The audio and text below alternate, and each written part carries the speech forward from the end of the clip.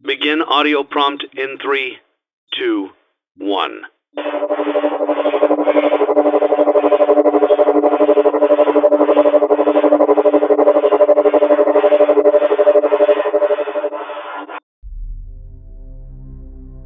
Five Nights at Freddy's fan games are mainly free-to-play games that give small developers a chance to show what they are capable to do by bringing their own twist on the world of Five Nights at Freddy's. A lot of these games change the way how fan games are made even to today, with dozens of games uploaded every single day. These led to Scott funding the Fazbear Fanverse initiative, where Scott picked a handful of developers to make a fan game where all funding and part of merch sales would go to the creators. Scott has been very lenient towards these fan games, though there are a handful that don't get this idea. These come from copyright claims from outside companies to Scott pulling the plug himself. So today I found 6 of these fan games that were completely removed from GameJolt website. Also, before anyone asks, no, I am not giving any links to these games, as I don't want Scott to smite me down, and I'm already walking on thin ice. With that being said, welcome to the interesting world of banned FNAF fan games. The first game we are looking at here today is a game that was released so early in the FNAF lifespan. This game was originally called Five Nights at Freddy's 3. Yeah! YouTubers made videos on the game, and in less than a month, Scott had already contacted the developer and stated that he needed to change the name before legal action would be taken. I actually did a little cover before on my last FNAF fan games video, so let's take a look at it again.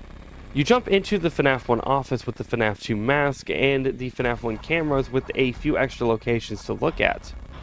The first night we encounter the puppet with no music box, and you need to use the mask to avoid him. The doors are there, but they don't work. They are closed though, so how the fuck is anyone getting into the office? When putting on the mask, there is a toxic meter which sometimes works and sometimes doesn't. Now, I got close to the end of night 1, but the game showed that the puppet had left the office, and then when I pulled up the camera again, she came in and jump scared me. Yeah, we are off to a great start. We started off poorly here, so let's move on to the next game, which combines 2 of my favorite things from my childhood: Five Nights at Freddy's and Legos.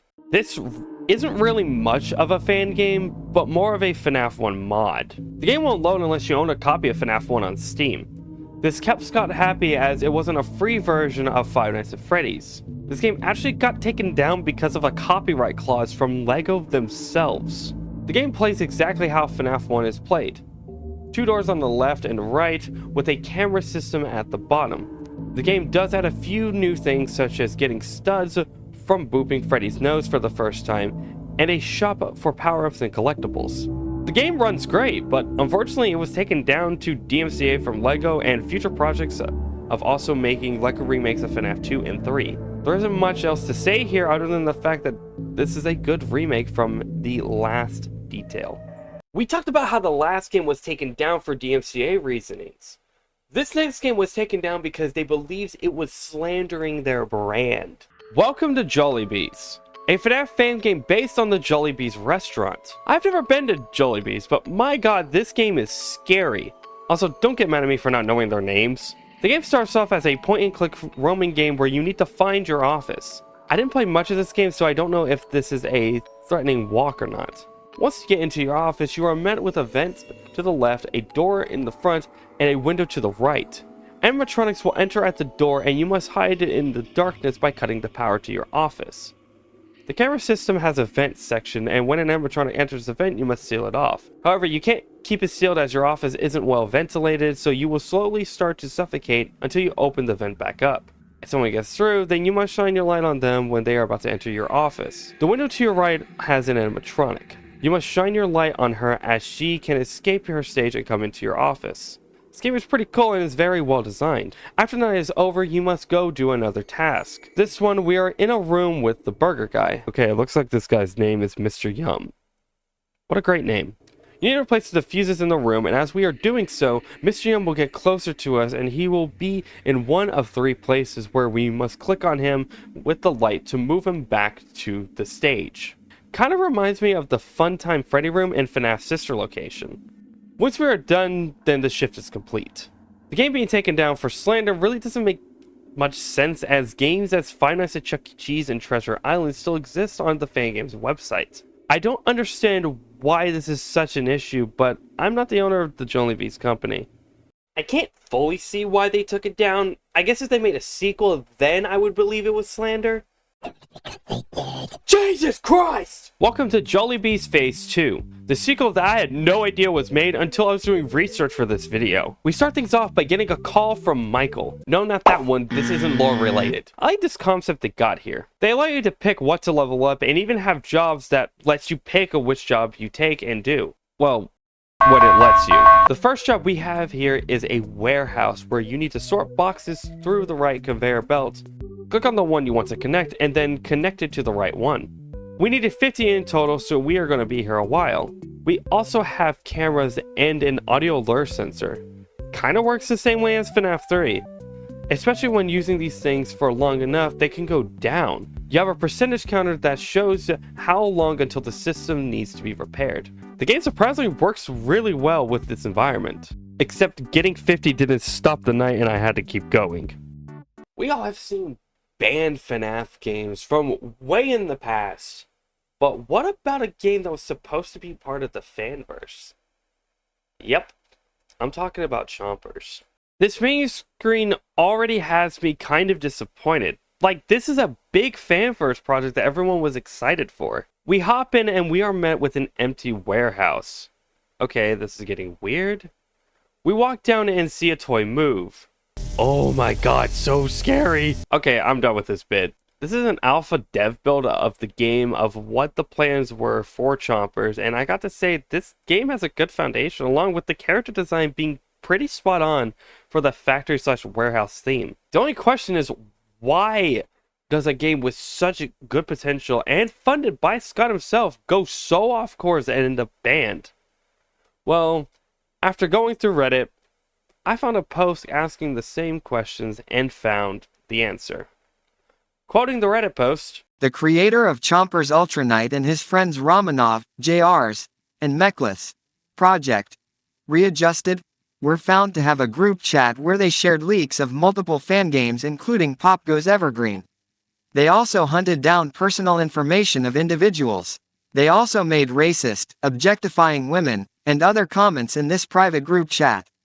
This got leaked out, and people who did find out dealt with it privately, as the trio was gonna leak all the information online if they got exposed for it.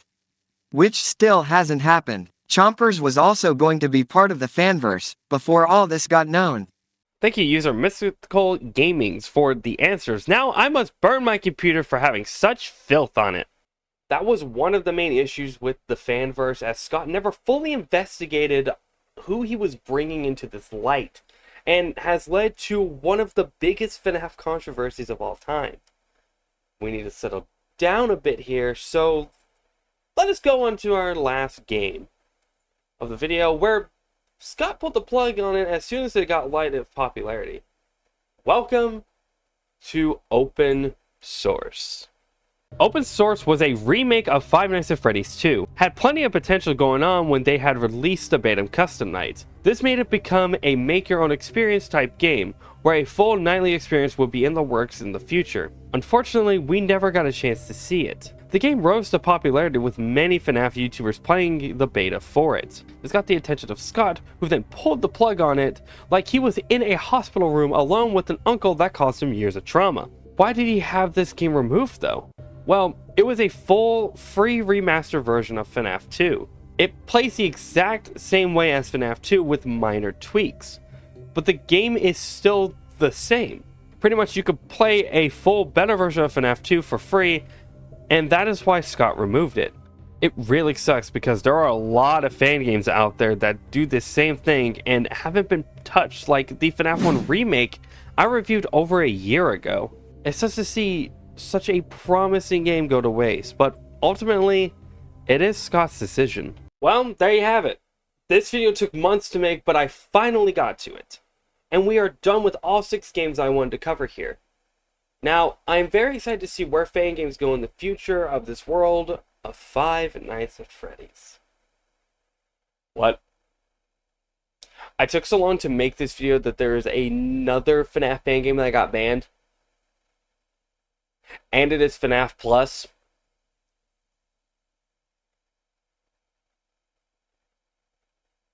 Motherfuck! FNAF Plus was one of, if not the most hyped game to come out of the Fanverse initiative, as a full remake of FNAF 1 funded by Scott himself.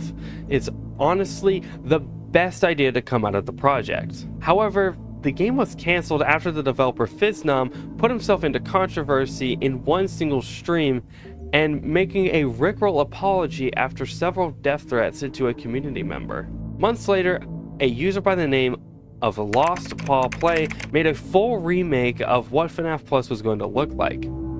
YouTube blew up with videos on this game as this was what everyone was looking forward to. The hype was killed off quickly as Scott had made a big handful of these YouTubers take down the videos on the game, and Lost Paul had to remove the game as well. Do not ask how I got this. Also, I am reviewing this game for entertainment purposes only and will not be playing this any further. Scott, please don't kill me. I mean, look, this is a full FNAF 1 remake. The game mainly was made to improve on the original game design and mechanics. You kick off the game by searching for anomalies. You must look around the area you are standing in to see where the music you are playing becomes static and write down that you have seen it. This sucks because you are just going left and right, and it doesn't even get staticky if you do it too fast, so you are slowly going left and right while also looking up and down to find this anomaly. This isn't a good start, is it? Loading up into the first night, we are met with a full 3D environment with a door switch, lights, and the camera system. The cameras are reworked to make everything seem more rundown and scary, to make you feel like you are in a haunted pizzeria. There are also a couple extra cameras to add on to the place. Freddy and the gang look awesome as they have this old time look to them, as they were built in the 90s. I mean, shit, with the screen of all of them staring at the camera, you could tell how broken they are and how uneasy they are to look at. Even Foxy slowly peeking out of the curtain really shows the imminent danger you are in. So, why was this taken down, you might ask? Well, Scott probably didn't want to deal with the controversy that this took someone only a month to do, and FNAF Plus was announced years ago. And yet it only took someone a month to make the game. One final detail though, that 100% was the final straw though. I will play that for you right now. Hello? Hello? Well, welcome to Freddy Fazbear's Pizza. I know it won't be an easy job, although this must be a real treasure for you, considering your line of work and all. All in all, what is the exact essence of your being in this place? You are all hearing that correctly. The night phone call was created using an AI-generated voice of Scott Cawthon without permission. With everything surrounding FNAF Plus as of recent and the unlawful use of Scott's voice, the game was ultimately removed from Game Jolt only a week later. Well, that is it. I played 7 FNAF fan games that nobody should ever get their hands on again. Ultimately, it is the internet, and there will be people who still have the games to give to everyone else as a piece of history, but you shouldn't play them out of respect for not only the creators who made the games, but also Scott, as he had a reason to remove a handful of these that were in this video. I will state this, though, as a thank you to Scott for everything that he had created these past 9 years. FNAF has been something to enjoy after a long and hard day, and I am grateful to have found such a community where there's a lot of bad, but there is also a lot of good. Thank you, Scott. Finally, let me know what game you are upset isn't available anymore. Personally, LEGO FNAF was a nice and funny mod to have on, as there was more reason to play the game other than beating the 5 nights. That's all for now. Thank you all, and I will see you guys in the next review video. I will try not to take so long this time.